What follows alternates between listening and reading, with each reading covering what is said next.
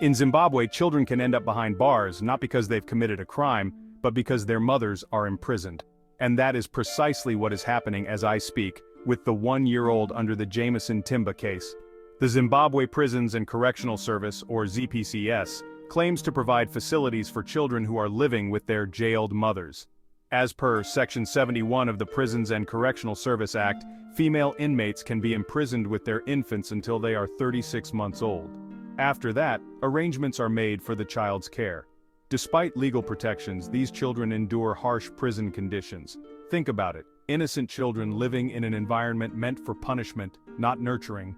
They are exposed to harsh realities, witnessing the emotional and psychological toll on their mothers, and often lacking basic necessities.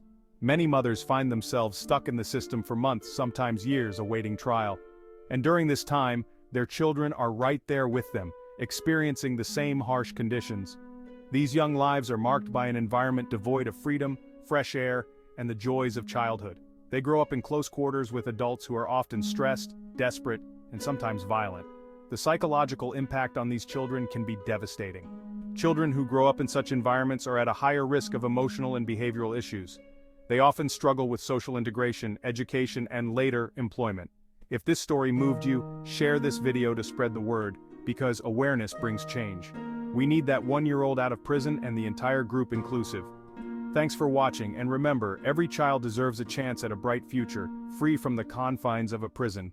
Stay informed, stay compassionate. See you next time.